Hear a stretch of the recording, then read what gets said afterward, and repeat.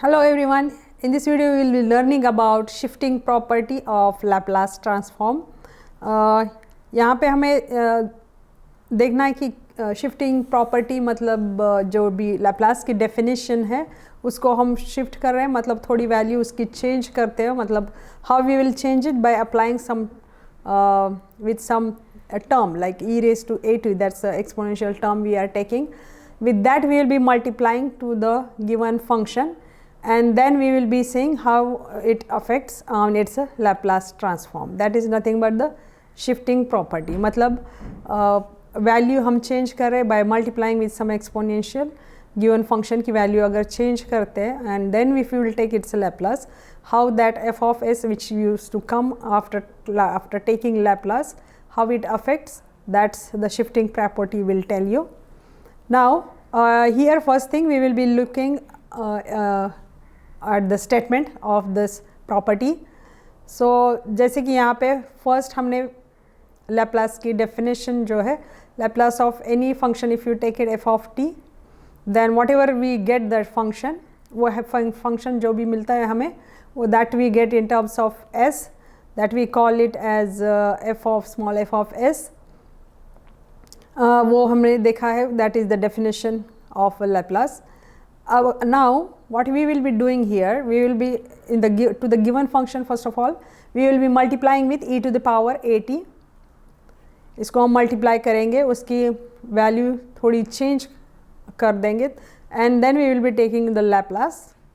Then how it's gonna affect it here, it's instead of getting f of s as जो भी हमारा new function हमें मिलता था after taking Laplace, तो अब वो थोड़ा shift हो जाएगा. How much it will be shifting? By a. So that will be f of s minus a, क्योंकि हमने multiply किया है e to the power at से. That's why it is changing by that minus a से वो shift हो रहा है from f of s. So यहाँ पे f of s था, यहाँ पे f of minus s, f of s minus a आ रहा है. So this is how the shifting property, that's the statement it is. Now we have to prove it. Let's see how we can prove that shifting property. So सबसे पहले तो हम definition उसकी Laplace की जैसे वैसे लिख देते हैं. Laplace, after taking the Laplace of any function capital F of t, we will get f of s, जिसको मैंने equation 1 बोला है यहाँ पे. Now Laplace of f of t, how we take it? हम उससे लिखते हैं, we just multiply with e raise to minus s t के साथ मल्टीप्लाई करते हैं गिवन फंक्शन को, और उसका इंटीग्रेशन लेते हैं 0 to infinity with respect to t. So this is what I have written here. So that's a definition. Now if you will see here in these two equation, left hand side is same. So what we can do is by comparing these two equation, right hand side we can equate it. तो मैंने f of s right hand side equate की है दे दोनों equation की. So I got this equation which is equation number 2. Small f of x is equal to whatever this e raised to minus st into f of t dt. Simply कुछ नहीं किया मैंने, यहाँ पे Laplace की definition मैंने लिख दी है, RHS को मैंने equate किया है, and that I called equation 2. Now next thing is here integration लेना है हमें. Now again for one more time, now what shifting property says that for the given function we have to multiply by e to the power at. So उसको multiply करने के बाद हमें ये मिल जाएगा on the left hand side. Similarly on the right hand side also we will be multiplying with e to the power at. बाकी जो भी terms है ये वो as it is रह जाएगी, सिर्फ multiply by e to the power at किया हुआ है. Other than that everything is left as it is. Now in the here if you focus here e to the power minus st e to the power at, मतलब base same ही है दोनों का, then what we can do is we can add the powers. So यहाँ पे हमने किया है e to the power minus st plus at, ये पावर को हमने ऐड कर दिया क्योंकि बेस सेम ही है, बाकी सारी चीज़ें एज इट इज़ रख दी है. Now same thing we have done it, t we have taken it common क्योंकि वो common है factor. Other than that everything is as it is. Now if you look at the definition of Laplace, what we say that whenever it is e to the power minus st into f of t dt अगर हम लिखते हैं from 0 to infinity, इसको हम बोलते हैं small f of s. मतलब given function का हम जब लैप्लास लेते हैं तो हमें जो मिलता है function in terms of s, वो जो हम लिखते हैं वो f of s मिल जाता है. Now if you look at this one, compare this one and look at this equation which we received here. So यहाँ पे माइनस s की जगह जो ये माइनस s है यहाँ पे आ चुका है minus s minus a. So for that instead of s it has come s minus a. तो यहाँ पर सिंपली क्या हो जाएगा, s की जगह हमें मिल जाएगा s minus a, because that's how the definition it is. So by using the definition s की जगह s minus a आ जाएगा. So this is what simply we can write, this should be small. So by using the definition, this is what for just this entire thing what we can write it is small f s minus 1. So this is what we have got it, and this is nothing but the RHS of this whole property. So what it says, whenever a given function we multiply with e to the power at, we shifted it basically the given function with some value. So whatever जो function मिलता है हमें after taking Laplace, जिसको हम f of s बोलते हैं, वो भी थोड़ा shift हो जाएगा by how much, by value a. So you will get f of s minus a. That is what the shifting property says. Simply we have used the definition, nothing else. This is simply you have to remember this as a formula, क्योंकि ये हमें काम आने वाला है question solve करने के लिए. Now let's look at some of the important shifting property and how we can use shifting property for various elements like basic formulae जो हमने देखे थे Laplace के, हर एक जगह हम जब shifting use करते तो how this is going to affect on the final value. So now we will start looking some formulae how they will change with the shifting property. Like these all formulas we have seen it. ये जब सारे हमने फॉर्मूले पढ़े हैं सबसे very first video of Laplace transform में, ये सारे फॉर्मूले हमने देखे थे जिसका लैप्लास क्या होता है. So now simply what we will do it, by each of this function if we will multiply with e to the power 80. जैसे कि आप देख सकते हो यहाँ पे लैप्लास ऑफ 1 इज़ 1/s.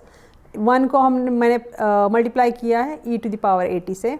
हर एक जगह पे आप देख सकते हो ईच फंक्शन को e टू द पावर 80 से मल्टीप्लाई किया हुआ है, मतलब वी हैव शिफ्टेड इट हर एक जगह. तो आपको तो हो after doing that what is gonna be affecting it is everywhere wherever it is s that will get replaced with s minus a. तो यहाँ पे जैसे आप देख सकते हैं यहाँ पे 1/s आता है, यहाँ पे 1/s माइनस a आएगा हर एक जगह पे. यहाँ पे s है, यहाँ पे s माइनस a आएगा, यहाँ पे s है, s माइनस a आएगा. सेम थिंग गोज़ हियर, यहाँ पे s है, यहाँ पे s माइनस a आएगा. Same thing, other than that everywhere it is same. Numerator में भी s है तो यहाँ पे भी s माइनस a आ चुका है. डिनोमिनेटर में भी s है तो यहाँ पे s माइनस a आ चुका है. सेम वे यहाँ पे न्यूमरेटर डिनोमिनेटर दोनों जगह है तो यहाँ पे दोनों जगह s माइनस a आएगा. So what I would suggest, if you remember this very well, if you could understand this very well, you don't have to by heart these things, because simply what we will be doing s को s minus a से replace करना है. बाकी उसको याद रखने की as such ज़रूरत नहीं है. यहाँ पे सिर्फ ये जो है I think hardly 6 formulas are there. If you could remember them very well, easily you will be able to write Laplace formula with shifting property.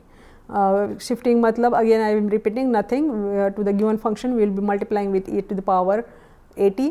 जैसे हम मल्टीप्लाई कर देते हैं s की वैल्यू s की जगह s माइनस a, वो आ जाएगा in the final function which will be in the terms of s.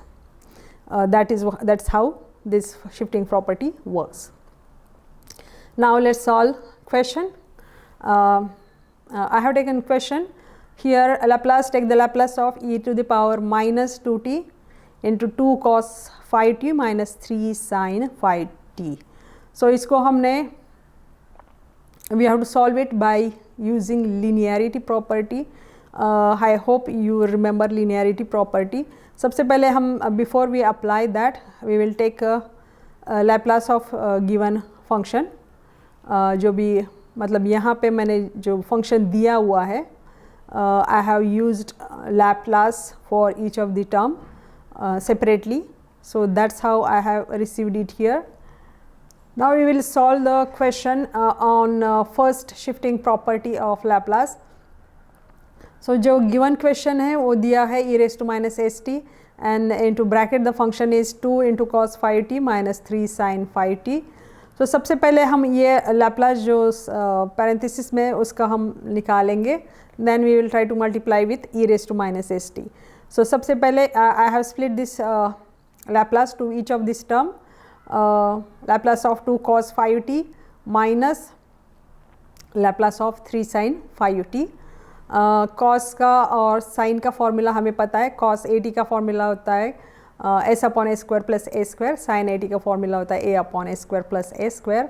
And by simply using the formula a की वैल्यू हमें यहाँ दी है 5, तो a की जगह हमें 5 रख देना है, then we will get this one 25 आ जाएगा a square करने के बाद. If you see the here denominator is same, a square plus 25, so this is common denominator, तो numerator को हम add कर देंगे simply.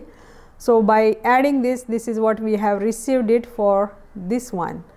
Now we have to multiply it with e raised to minus st क्योंकि हमें question में पूछा है उसको multiply करने के लिए.